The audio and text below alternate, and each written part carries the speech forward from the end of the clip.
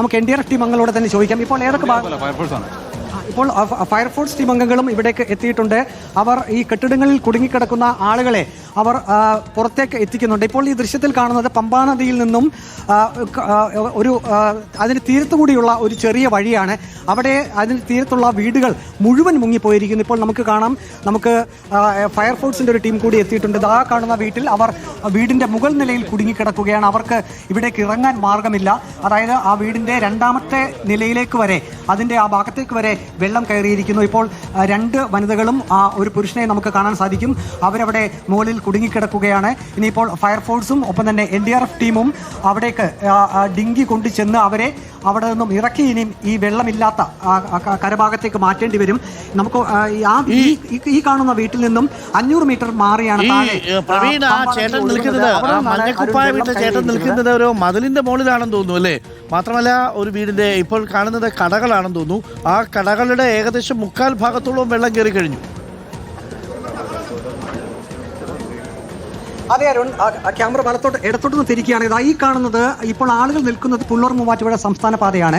അതിന്റെ ഒരു വശമാണ് ഈ കാണുന്നത്. ഇത് താഴേക്ക് പമ്പാ നദിയുടെ ഭാഗത്തേക്കുള്ള ചെറിയൊരു ഇട റോഡാണ്. അതായത് പുള്ളൂർ മൂവാറ്റുപുഴ സംസ്ഥാന പാതയ്ക്ക് സമാന്തരമായിട്ടുള്ള ഒരു ഇട റോഡാണ്. ആ ഇട റോഡിന്റെ ഒരു വശത്തുള്ള വീടുകൾ മുഴുവൻ മുങ്ങിപ്പോയിരിക്കുന്നു. ഇപ്പോൾ അരുൺ സൂചിപ്പിച്ചതുപോലെ തന്നെ വീടിന്റെ ഒരു ഭാഗത്തെ മതിലിന്റെ മുകളിലാണ് തോടോ കൈവഴിയോ കൈത്തോടോ ഒന്നുമല്ല അല്ലേ? ഇതും റോഡാണ്, ചെറിയ റോഡാണ് അല്ലേ?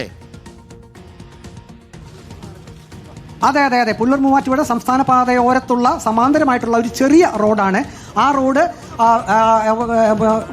ഒട്ടനവധി വീടുകളുടെ മുന്നിൽ കൂടി കടന്നു പോകുന്ന ഒരു ചെറിയ റോഡാണ്. ആ റോഡരികിലുള്ള വീടുകൾ മുഴുവൻ മുങ്ങിപ്പോയിരിക്കുന്നു. ഇപ്പോൾ അങ്ങോട്ടേക്ക് ഡിങ്കി ഇറക്കുന്നുണ്ട്. അവിടെ 4-5 പേരാണ് അവിടെ കുടുങ്ങിക്കിടക്കുന്നത്. അവർക്ക് ഇങ്ങോട്ടേക്ക് ഇറങ്ങാൻ മാർഗമില്ല.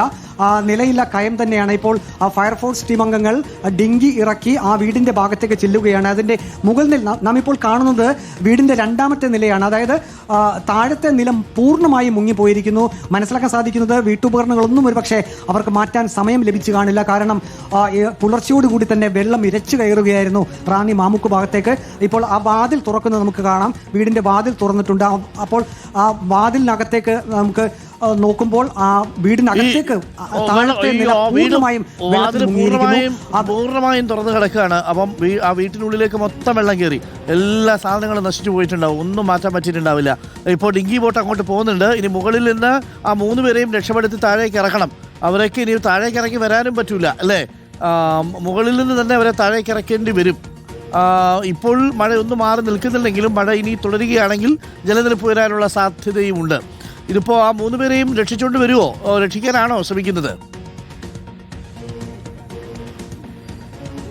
അതെ അരുൺ സൂചിപ്പിച്ചതുപോലെ തന്നെ ആ വാതിലിനകത്തുകൂടി താഴത്തെ നിലയിലെ മുഴുവൻ വെള്ളത്തിനടിയിലാണ്. അവർക്ക് വീട്ടു സാമഗ്രികളൊന്നും മാറ്റാൻ സമയം ലഭിച്ചു കാണില്ല. ഇപ്പോൾ അവർ പ്രതീക്ഷയോടുകൂടി ആ വീടിൻ്റെ മുകളിൽ നിൽക്കുന്നവർ പ്രതീക്ഷ കൂടി നിൽക്കുകയാണ്. കാരണം മണിക്കൂറുകളായി അവർ വീടിന് മുകളിലാണ്. ഈ വെള്ളം കയറി എന്ന് അറിഞ്ഞ് അവർ പുറത്തേക്ക് ഇറങ്ങി പോകാൻ ഒരു ശ്രമം നടത്തിയിരുന്നു. പക്ഷേ നമുക്ക് ആ ദൃശ്യത്തിൽ കാണാം, ആ മഞ്ഞ കോട്ടിട്ട ചേട്ടൻ നിൽക്കുന്നത് ഒരു മതിലിൻ്റെ മുകളിലാണ്. അതിന് താഴെ 6 അടിയിലധികം വെള്ളമുണ്ട് എന്ന് നാം ഓർക്കണം. അപ്പോൾ ഇവർക്ക് വീടിന് പുറത്തേക്ക് ഇറങ്ങി ഈ മീറ്ററുകൾ മാത്രം അപ്പുറത്തുള്ള പുള്ളൂർ മൂവാറ്റുപുഴ സംസ്ഥാന പാതയിലേക്ക് കയറാൻ പോലും കഴിഞ്ഞില്ല. അത്രയും വേഗത്തിലാണ് പമ്പാ നദിയിൽ നിന്നും വെള്ളം കയറിയത്. ഏതായാലും പത്തനംതിട്ട ജില്ലാ കളക്ടർ ഉൾപ്പെടെ ആളുകളെല്ലാം ഇവിടേക്ക് എത്തിയിട്ടുണ്ട്. ഉദ്യോഗസ്ഥരെല്ലാം എത്തിയിട്ടുണ്ട്. NDRFിന്റെ ടീമിനെ പലയിടങ്ങളിലായി വിന്യസിച്ചിട്ടുണ്ട്. ഒപ്പം തന്നെ ഫയർഫോഴ്സ് ടീമും പരമാവധി രക്ഷാപ്രവർത്തനം നടത്തുന്നുണ്ട്. ഇപ്പോൾ ഈ ഡിങ്കി അവിടേക്ക് ആ വീടിന്റെ ഒരു വശത്തേക്ക് എത്തിക്കുകയാണ്. ആ മുകളിൽ നിന്നും ആ വനിതയുൾപ്പെടെ ആ അമ്മയുൾപ്പെടെയുള്ളവരെ എങ്ങനെ ഇറക്കുമെന്നൊരു ആശങ്കയുണ്ട്. കാരണം നമുക്ക് ആ ദൃശ്യത്തിൽ കാണാം, ഡിങ്കി അടുപ്പിച്ചാലും അവർ ആ നിലയിൽ നിന്നും താഴത്തെ നിലയിൻ്റെ പാരപ്പറ്റിലേക്ക് ഇറങ്ങി അവിടെ നിന്നും വേണം ഡിങ്കിയിലേക്ക് മാറാൻ. അങ്ങനെ മാത്രമേ അവർക്ക് പുറത്തേക്ക് മാറാൻ കഴിയൂ. ഇപ്പോഴും വെള്ളം ഉയർന്നുകൊണ്ട് തന്നെ ഇരിക്കുകയാണ്.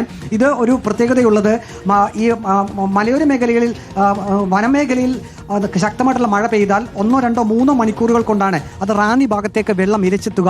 അതിനുശേഷം വീണ്ടും ഒരു 1, 2 മണിക്കൂറിന് ശേഷമാണ് ആറന്മുള ഭാഗത്തേക്ക് ഈ പമ്പാ നദിയിൽ ജലനിരപ്പ് ഉയരുക. പിന്നീടാണത് ചെങ്ങന്നൂർ, അപ്പർ കുട്ടനാട് മേഖലകളിലേക്ക് ഈ ജലം ഒഴുകിയെത്തുക. അതായത് ഇനിയുള്ള മണിക്കൂറുകളിലായിരിക്കും ചെങ്ങന്നൂർ ഒപ്പം തന്നെ ആറന്മുള ഭാഗങ്ങളിൽ പമ്പാ നദിയിൽ ജലനിരപ്പ് ഉയരാനുള്ള സാധ്യതയുള്ളത്. കാരണം വനമേഖലയിൽ നിന്നും വനമേഖലയ്ക്കുള്ളിൽ ഉരുൾപൊട്ടിയിട്ടുണ്ടെങ്കിൽ പമ്പാ നദിയിൽ ക്രമാതീതമായിട്ട് ജലനിരപ്പ് ഉയരും. പക്ഷേ ജില്ലാ കളക്ടർ സ്ഥിരീകരിച്ചത് ചോദിച്ചത് വനമേഖലയിൽ അങ്ങനെ ഉരുൾപൊട്ടിയിട്ടില്ല. ഈ ചിറ്റാർ സിതത്തോട് ആ ഭാഗങ്ങളിൽ ഉരുൾപൊട്ടൽ ഉണ്ട് എന്ന് മനസ്സിലാക്കുന്നു. അങ്ങനെയാണ് കല്ലാർ ഉൾപ്പെടെയുള്ള നദികളിൽ ജലനിരപ്പ് ഉയർന്നത്. ഇപ്പോൾ ആ ഡിങ്കി ഇപ്പോൾ മറുഭാഗത്തേക്ക് പോയിട്ടുണ്ട്. ഇപ്പോൾ തൽക്കാലം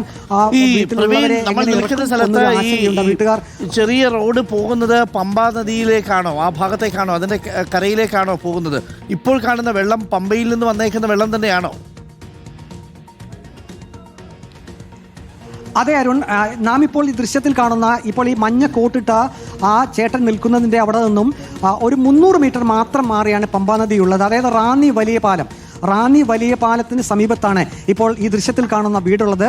റാന്നി വലിയ പാലം എന്നുള്ളത് ഇപ്പോൾ നാം ഈ കണ്ട പുല്ലൂർ മൂവാറ്റുപുഴ സംസ്ഥാന പാതയിലാണ്.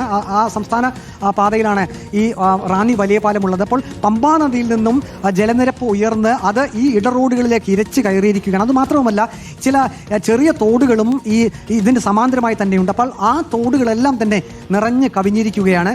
അപ്പോൾ അങ്ങനെയാണ് ഈ ഭാഗത്തേക്ക് വെള്ളം കയറിയിരിക്കുന്നത്. ഇപ്പോൾ ഡിങ്കി ഏതായാലും ഇതിന് താഴേക്കുള്ള ഭാഗത്തേക്ക് പോയിട്ടുണ്ട്. അവിടെയാണ് കൂടുതൽ വീടുകൾ ഉള്ളത്. അത് പമ്പാ നദിയുടെ തൊട്ട് അടുത്ത് തന്നെയാണ്. ഇപ്പോൾ നാം ഈ കാണുന്ന വീട് എന്നുള്ളത് ഒരു 400 മീറ്റർ മാറിയാണ് പമ്പാ നദിയിൽ നിന്നും. അപ്പോൾ ഇതിനകത്തേക്ക് ഇപ്പോൾ ഡിങ്കി പോയിട്ടുണ്ട്. ഇപ്പോൾ ഡിങ്കി പോയത് റോഡിൽ കൂടിയാണ്. കാരണം ആ ഇടറോഡിൽ നിറയെ ഇപ്പോൾ അദ്ദേഹം നീന്തിയാണ് വരുന്നത്. നമുക്ക് ആ ദൃശ്യത്തിൽ കാണാം, അദ്ദേഹം മതിലിന് മുകളിൽ നിന്നും മാറി നീന്തിയാണ് വരുന്നത്.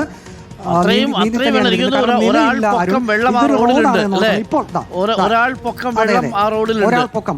നമുക്ക് അദ്ദേഹത്തോട് തന്നെ ചോദിക്കാം. ഇതിപ്പോൾ ആ വീട്ടിൽ എത്ര പേരുണ്ട്? 4 പേരുണ്ട്. എങ്ങനെ ഇനി പുറത്തേക്ക് എത്തിക്കാൻ കഴിയും?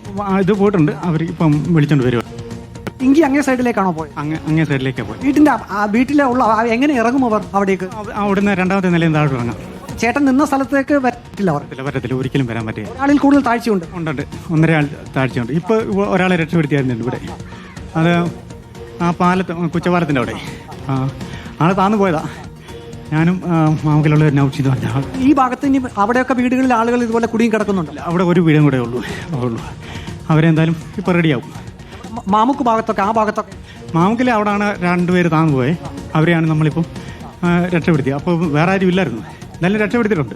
പാറ ബസ് സ്റ്റാൻഡ് ഉൾപ്പെടെ മൊത്തം വെള്ളം കയറി. 2018 സമാനമായിട്ടുള്ള രീതി അത്രയും അങ്ങോട്ട് ആയിട്ടില്ല. 3:45 4 മണി കഴിഞ്ഞതിന് ശേഷമാണ് കയറി വന്നത്. അണയ്ക്കുകയാണ്, അദ്ദേഹം കിതയ്ക്കുന്നുണ്ട്. ആ വെള്ളത്തിൽ ചാടി ഇങ്ങോട്ടേക്ക് കയറുകയാണ്. ഏതായാലും അദ്ദേഹം പറഞ്ഞത്, അദ്ദേഹം ആ വീട്ടുകാരുടെ സംരക്ഷണാർത്ഥമാണ് അദ്ദേഹം അവിടെ നിന്നത്. ആ വീടിൻ്റെ മുകളിൽ നിന്ന 4 പേരെയും ഫയർഫോഴ്സ് സംഘം ഇപ്പോൾ രക്ഷിക്കാനായി ഡിങ്കി കൊണ്ട് അങ്ങോട്ടേക്ക് പോയിട്ടുണ്ട്. അവർ ആ ഡിങ്കിയിൽ കയറി തന്നെ ഇങ്ങോട്ടേക്ക് ഇപ്പോൾ എത്തുമെന്നാണ് നാം പ്രതീക്ഷിക്കുന്നത്. ഈ ഭാഗത്തിനെയും ഒരു വീട് കൂടി ഉണ്ട് എന്നുള്ളതാണ് അദ്ദേഹം പറഞ്ഞത്. ഇവിടെ നിന്ന് അങ്ങോട്ട് മാമുക്ക് ഭാഗത്തും വെള്ളം കയറിയിട്ടുണ്ട്. അവിടെയുള്ള ആളുകളെ എല്ലാം മാറ്റിയിട്ടുണ്ട് എന്ന് പറഞ്ഞു. ഏതായാലും ജില്ലാ കളക്ടറുടെ സാന്നിധ്യം ഇപ്പോൾ ഇവിടെയുണ്ട്. റാന്നി പൂർണ്ണമായിട്ട് മുങ്ങി എന്ന് തന്നെ പറയാം. ഇവിടെ നിന്ന് അങ്ങേപ്പുറം ചെത്തോങ്കര എന്ന സ്ഥലമാണ്, അവിടെയും പൂർണ്ണമായി മാറി. ചെത്തോങ്കര അത് ശബരിമലയിലേക്ക് പോകുന്ന പ്രധാനപ്പെട്ട ഒരു പാതയാണ്. അവിടെ ഒരു ജംഗ്ഷനാണുള്ളത്. നമുക്ക് അങ്ങോട്ടേക്ക് പോകാൻ ഒരു മാർഗവുമില്ല.